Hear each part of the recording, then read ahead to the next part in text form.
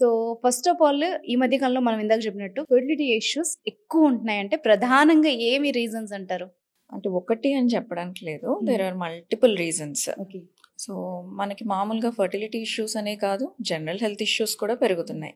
అంటే ఏవైతే 60s, 50s రావాల్సినవి ఇప్పుడు 30s, 40sలోనే వస్తుంది.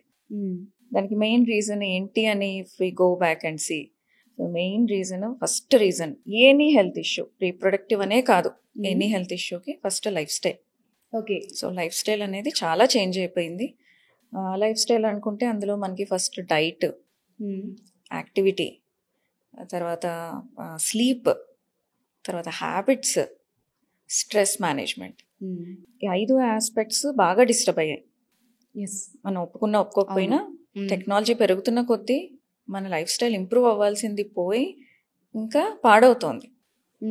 అంటే యాక్చువల్గా మనకి ఇప్పుడున్న టెక్నాలజీకి, మనకి ఇప్పుడున్న కంఫర్ట్స్కి మనం ఇన్ జనరల్ ఫిజికల్గా, మెంటల్గా స్ట్రాంగ్ అవ్వాలి. అవును.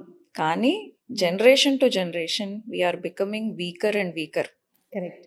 సో మనకి అమ్మమ్మ వాళ్ళకి ఉన్నంత స్టామినా ఇప్పుడు మనకి లేదు. అవును.